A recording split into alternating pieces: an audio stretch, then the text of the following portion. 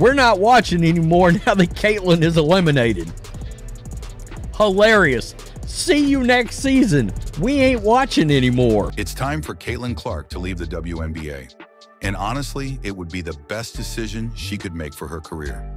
From constant bullying and harassment to the physical play that clashes with her style, the WNBA is not the right environment for a generational talent like Clark. Europe offers her better opportunities, more money, a basketball culture that values finesse over brute force, and a fresh start away from the toxic dynamics she's facing here. Let's break down why Caitlyn Clark should make the leap to Europe and how it would be the best move for her career.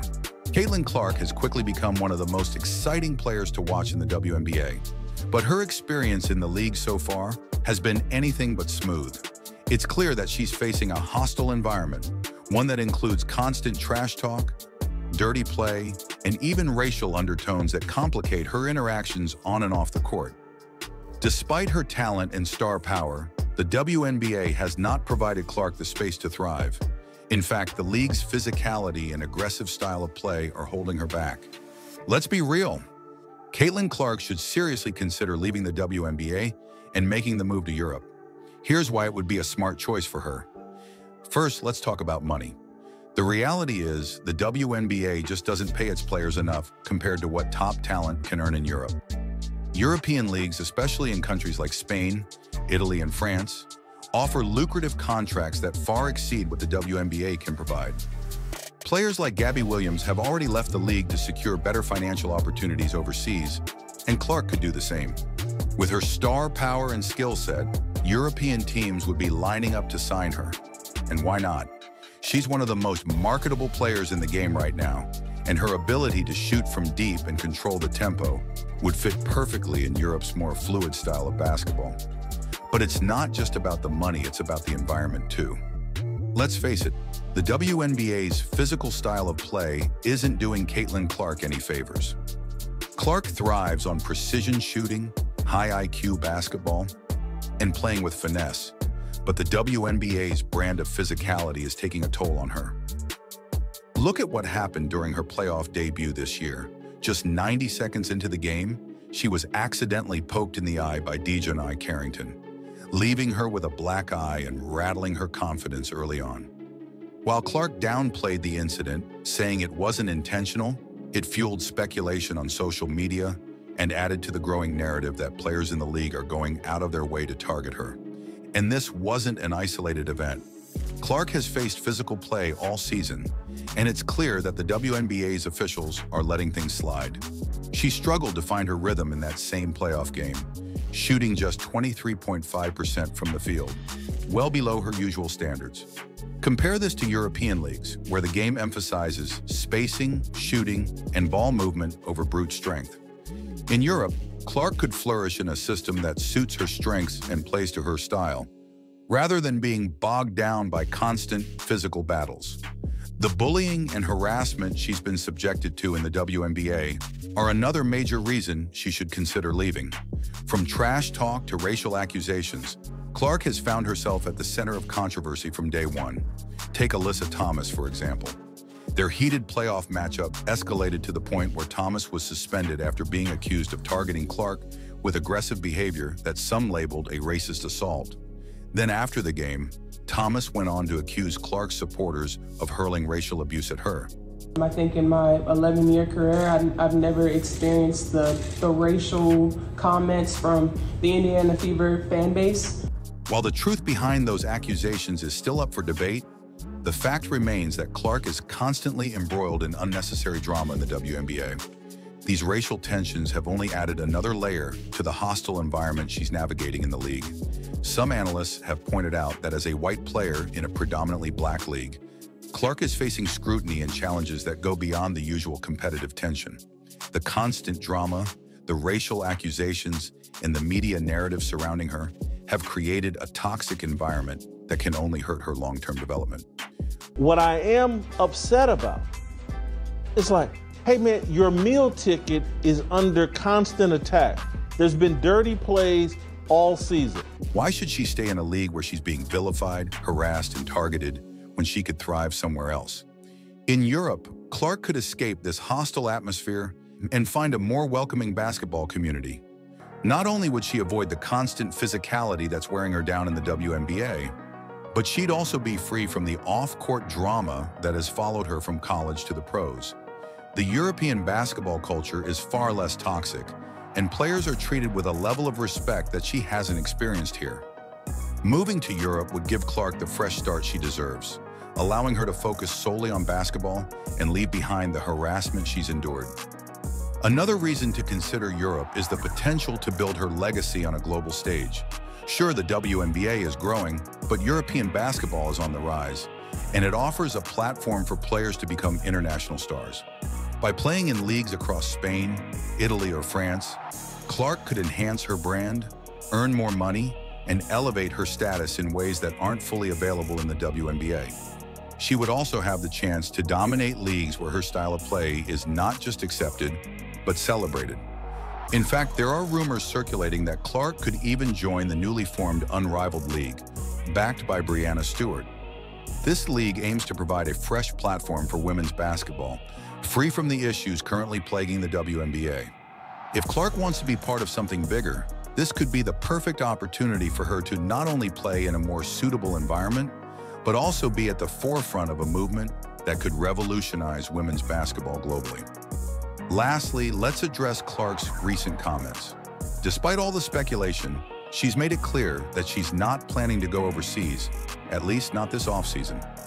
In her exit interviews after the playoffs, she joked about taking up golf during the offseason, suggesting that she's more focused on rest than basketball right now. But even though she's not making the move immediately, it's hard to ignore the writing on the wall. The WNBA is failing to support its top talent, and Clark deserves better. The WNBA is simply not doing enough to protect or elevate Caitlin Clark. From poor officiating to a toxic environment filled with racial tension and physical bullying, Clark is being wasted in a league that's not set up for her success. Europe offers a better financial package, a style of play that fits her strengths, and an escape from the constant harassment she faces in the WNBA. It's only a matter of time before Clark realizes that the WNBA isn't the right fit. And when she does, Europe will be waiting with open arms. Caitlin Clark has a decision to make. Will she continue to endure the constant bullying, physical play, and racial drama in the WNBA? Or will she choose to take control of her career and head to Europe, where she could thrive both on and off the court? The longer this drama plays out, the more obvious the answer becomes. Stay tuned, because if Clark decides to leave, it's going to shake up the world of basketball in ways we've never seen. It's going to be nice, though. I think getting out of the spotlight and just getting to live my life and do things that I want to do, and not have to sit and I love talking to all of you, but it's going to be nice to not have to sit in front of a microphone, multiple times a week. I really appreciate all of you, but it will be nice to kind of get away and relax for a little bit, and I appreciate everything you all do as well, so I thank you. You got me down again.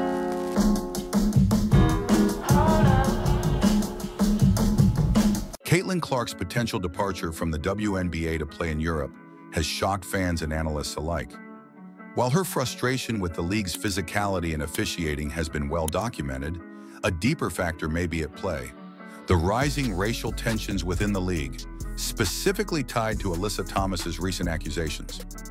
Could this racial controversy be the final push for Clark to explore opportunities overseas? Clark's rookie season was undeniably electric, with her breaking records, lifting the Indiana Fever out of irrelevance, and propelling the WNBA into the spotlight. However, this meteoric rise came at a cost. From facing brutal physical defense to controversial no-calls, like Dijanai Carrington's infamous eye poke, Clark has felt unprotected by the league's officiating. "I feel like I'm getting hammered, and opponents get away with things that other players don't," she said in an interview after the Fever's heartbreaking playoff exit. Yeah, I think just being competitive is who I am. It's what I've done my whole career. I think at times there's ways I can probably channel it a little bit better, but that's just basketball at the end of the day. That's never gonna change. I'm never gonna lose that. I feel like I'm getting hammered. I don't know. I appreciate Christy getting the tech too. While the physical toll alone was draining, it's becoming evident that the environment in the WNBA, beyond the court, has been a growing source of frustration for Clark. And nothing exemplifies this more than the recent racial controversy stirred by Alyssa Thomas. After the Fever's playoff elimination, Alyssa Thomas took the stage not to discuss her team's win, but to accuse Caitlin Clark's fan base of racism. Thomas claimed that in her 11-year career, she had never experienced such vitriol, implying that Clark's sudden rise to stardom is somehow tied to racial bias. Honestly, it's been a lot of nonsense. I think in my 11-year career, I've never experienced the racial comments from the Indiana Fever fan base. We had her face on a serious matter that happened in this world, and it's unacceptable, honestly. And there's no place for it. And Thomas stated, indirectly linking Clark's popularity to her predominantly white fan base. This wasn't just a comment on trolls or online hate. It was an accusation that essentially targeted the league's new fan base, many of whom had started watching because of Clark's presence. Thomas painted a picture that Clark's success and the attention she received were products of race rather than talent. For Clark, this must have felt like the ultimate slap in the face. After working tirelessly to prove herself on the court, she now found herself at the center of a racial debate she never asked for. It's not difficult to see how this racial narrative, combined with the physical play she's endured, may have been the final straw for Clark. While she's been the face of the WNBA's growth, she's also become its most controversial figure, largely due to factors beyond her control. From Alyssa Thomas's public accusations to other players using racial tensions to stir controversy, Clark is caught in a political and racial firestorm that could be pushing her to leave the league altogether. In her press conference, Clark didn't directly address the racial allegations, but she made it clear she's had enough. "I need a reset. I need to get away from all of this," she said. Many speculate that this reset could involve a move to Europe, where she could focus on her game without the external pressures that have consumed her WNBA experience. Basketball was something I absolutely loved to do, but there was a lot of other things I had to have done in my life, whether it was school, whether it was emptying the dishwasher or taking out the trash. I had chores, it stunk. I think it'll definitely be a little bit of an adjustment period for myself, not really, having to do that so much. I woke up yesterday and I'm I don't know what I'm gonna really do. So it's gonna be nice though. I think getting out of the spotlight and just getting to live my life and do things that I wanna do and, not have to sit and I love talking to all of you, but it's gonna be nice to not have to sit in front of a microphone. Europe could offer Clark the chance to play in a league with a different focus and potentially a more balanced environment, free from the racial tensions that have started to define her WNBA journey. Clark's possible move to Europe isn't just a personal decision, it's a potential disaster for the WNBA. Since joining the league, Clark has transformed the Fever into a money-making machine. Attendance for Indiana games skyrocketed by 400%, ticket sales surged by 60%, and her jersey became the top seller in league history. Her games drew millions of viewers, eclipsing even matchups featuring other WNBA stars like Breanna Stewart and Aja Wilson. Clark wasn't just a player, she was the league's main attraction. Losing her would be a financial and public relations nightmare for the WNBA. With Clark considering an exit, the league is staring down the barrel of losing its biggest draw and, potentially, its new fan base. But beyond the economic impact, Clark's departure would expose the deep issues that have been festering within the WNBA: race, politics, and the struggle for equality within a league that has long prided itself on inclusivity. Clark leaving the WNBA would be a signal that the league isn't ready to protect and nurture its top talent. It could also set a dangerous precedent for other players who feel unsupported or unfairly targeted. If the WNBA can't resolve the tension brewing within its ranks, more players may begin to look elsewhere. But for now, all eyes are on Clark. Will she pack her bags and head to Europe? If she does, it won't just be a career shift. It will be a turning point for the WNBA. What do you think? Is Caitlin Clark justified in considering a move to Europe? Let me know in the comments below. Those guys, they're the racists when really Y'all are the racists. You got me down again.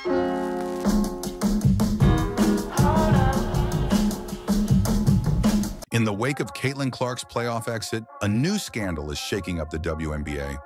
Alyssa Thomas has been suspended following accusations of a racially motivated assault on Clark during a heated playoff game.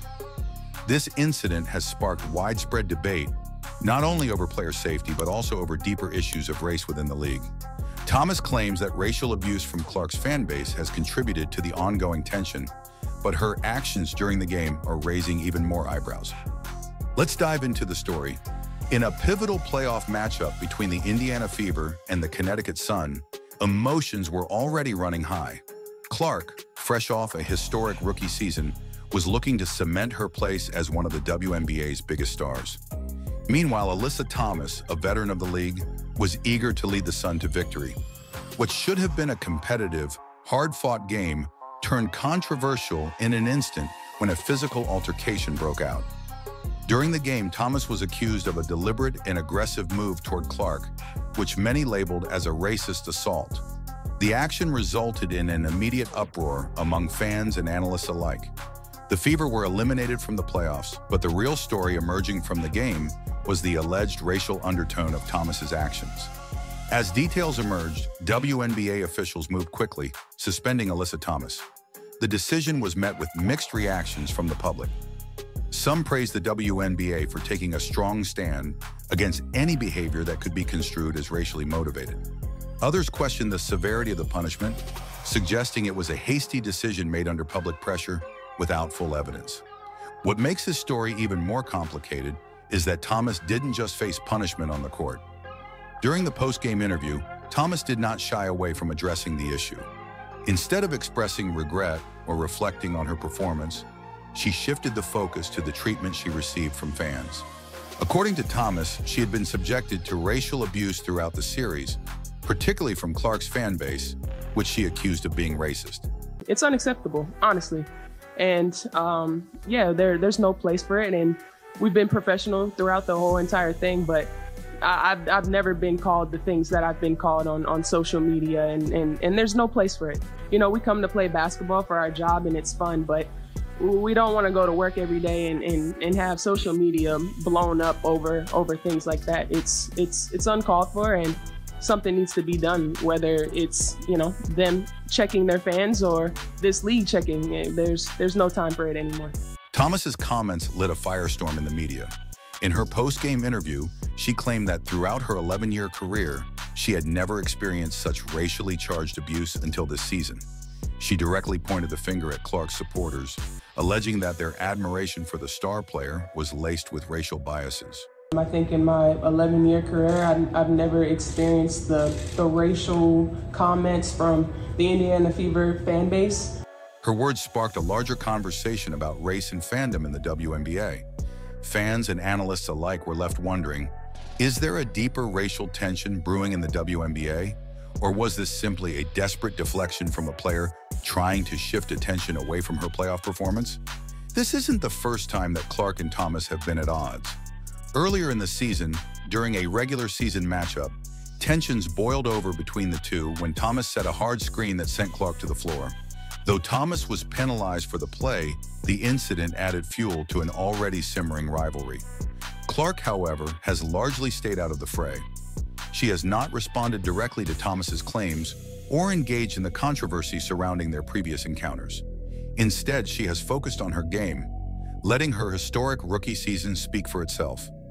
This has only further endeared her to her growing fan base, which includes a mix of traditional WNBA fans and newcomers drawn to her record-breaking performances. One of the most intriguing aspects of this story is the media's role in shaping public perception. Some sports pundits have accused the media of fanning the flames by amplifying Thomas's accusations without sufficient evidence. Instagram and Twitter, these are choices we make. There's an easy way. The league doesn't have to get involved. The Indiana Fever don't have to do something to get you away from social media. Put your phone down. Don't download the apps. don't engage. Others argue that these conversations are long overdue, as they bring to light the challenges that Black athletes continue to face in a predominantly white-dominated fan culture.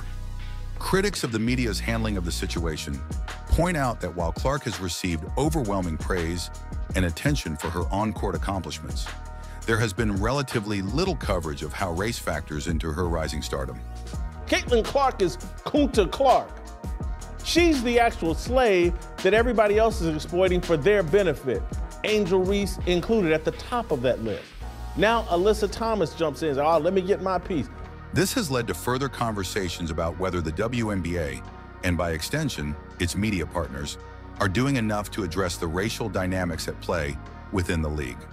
The suspension of Alyssa Thomas and the racial allegations have put the WNBA in a difficult position.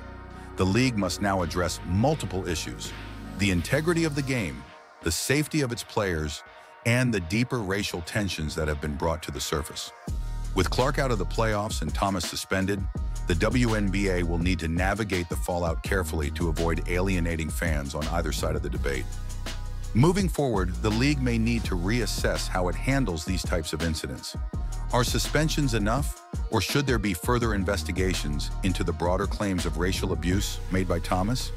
And how can the WNBA foster a more inclusive environment for all its players and fans?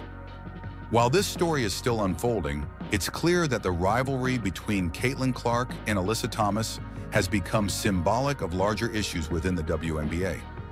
Their on-court clashes and off-court drama have exposed divisions within the fan base and raised questions about how race, gender, and power dynamics intersect in women's professional sports. Clark's rookie season may have ended on a sour note with the Fever's playoff exit, but her legacy is far from complete. As for Alyssa Thomas, her future in the league remains uncertain. Will she be able to recover from this scandal, or will this suspension mark a turning point in her career? Regardless of what happens next, the impact of this incident will be felt for years to come. Both Clark and Thomas are incredibly talented athletes who have helped to raise the profile of the WNBA. But as this situation proves, talent alone is not enough to navigate the complexities of fame, race, and public perception in today's world. The suspension of Alyssa Thomas for a racially charged altercation with Caitlin Clark is more than just a sports story. It's a cultural moment. It highlights the racial dynamics at play within the WNBA and forces fans and players alike to confront uncomfortable truths about fandom, privilege, and representation in women's sports. As the WNBA grapples with these issues, one thing is clear: this controversy is far from over. In the end, both Caitlin Clark and Alyssa Thomas will continue to play key roles in shaping the future of the WNBA. How the league handles their rivalry and the underlying tensions will be a defining moment not only for women's basketball, but for sports as a whole. This is a new beginning, it's a new start, and I think it's great for our franchise, it's great for our fans, and we're excited to see who can join us and help us as we continue to move forward and continue to be a great standard in the WNBA. The Indiana Fever are at a crossroads. Kelly Koff has returned. Caitlin Clark is lighting up the league, but coaching struggles and looming free agency decisions have cast a shadow over their future. Will the Fever build a championship-caliber team around Clark, or will they crumble under the pressure? Stick around as we dive into the key factors shaping the Fever's future and the challenges they must overcome. The Fever's decision to bring back Kelly Koff to run the franchise signals a new chapter for the team. But for those familiar with the Fever's history, Koff is not just any executive. She was at the helm during their most successful years. Under Koff's leadership, the Fever reached the WNBA Finals multiple times, cementing themselves as one of the top franchises in the league. Now, with the team struggling to find consistency, despite having a star like Caitlin Clark, Koff's return couldn't have come at a better time. Fans and analysts alike see her return as a turning point. She's known for making bold moves, and with her experience, there's hope that Koff will breathe new life into a team that's been underperforming. But there's no doubt, the pressure is on. The Fever's recent struggles have put them near the bottom of the standings, and many wonder if even Koff's expertise will be enough to rebuild the franchise. Will she be able to replicate her past success, or is the situation too far gone? It's impossible to talk about the Indiana Fever without mentioning Caitlin Clark. Since being drafted, Clark has quickly established herself as one of the league's most electrifying players. Her deep three-pointers, sharp court vision, and ability to make impossible plays have captured the attention of fans across the league. Clark has single-handedly brought the Fever into the spotlight, drawing in record-breaking attendance numbers and skyrocketing media attention. Clark isn't just a great player, she's a cultural phenomenon. Fans are showing up in droves, and the Fever are starting to see a fan base that hasn't been this engaged in years. It's not just about what Clark does on the court, it's her presence off the court that's been a game changer for the Fever. Merchandise sales are up, media interviews are flooding in, and suddenly a team that was once an afterthought is now the center of attention. But as impressive as Clark has been, the Fever's struggles raise concerns. Despite her star power, the team is still far from competing for a championship. This leads us to the next major issue, coaching. No discussion about the Fever's season would be complete without addressing the elephant in the room, head coach Christy Sides. While Sides was expected to bring a fresh perspective to the team, her tenure has been plagued by defensive struggles and questionable rotation management. Critics argue that Sides has failed to adjust her defensive strategies to match the talent on the roster, and as a result, the Fever have often been outplayed on that end of the floor. The lack of defensive intensity has been one of the team's biggest weaknesses, and much of that blame has fallen on Sides. There are growing concerns about whether she's the right coach to lead this team, especially with a generational talent like Caitlin Clark on the roster. Clark has been forced to carry a heavy load on both ends of the floor, often overworked in games where she should be getting more support from her teammates. Sides' inability to manage rotations effectively has further raised questions about her future. Players like Kelsey Mitchell, who should be taking pressure off Clark, have been inconsistent in their minutes and roles. If Sides can't figure out a way to balance the workload and improve the team's defensive schemes, her future with the Fever could be in jeopardy.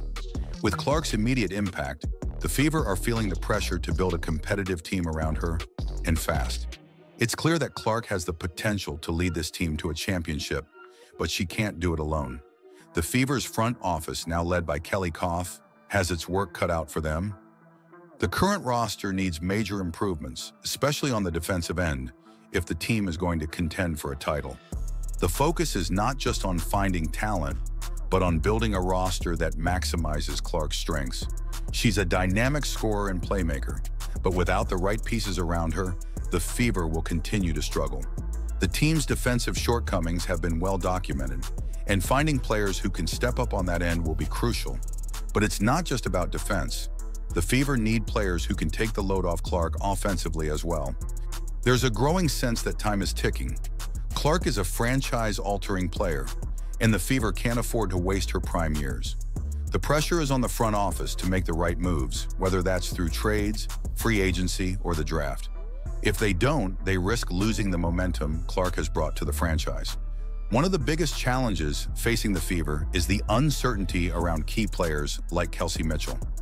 Mitchell has been a vital part of the team's offense, but she's approaching free agency, and there are questions about whether the Fever can retain her. Losing Mitchell would be a significant blow, especially given the need to build a competitive roster around Clark. But it's not just Mitchell. The Fever's future hinges on whether they can develop a balanced roster that complements Clark's skill set. Players like Aaliyah Boston and Nalissa Smith have shown flashes of potential, but consistency has been an issue. The team needs to figure out which pieces will be part of their long-term plans and which ones need to be replaced. As Mitchell's free agency approaches, the Fever are facing a critical offseason. Can they convince her to stay? Or will the team be forced to rebuild around Clark without one of their top offensive weapons? It's a decision that could have lasting consequences for the franchise. The future of the Indiana Fever is hanging in the balance. Will Kelly Koff's return be enough to turn things around? Can the team build a championship roster around Caitlin Clark? The answers to these questions could make or break the Fever's chances of rising to the top of the WNBA. Only time will tell if this is the beginning of a new era for the Fever, or just another missed opportunity.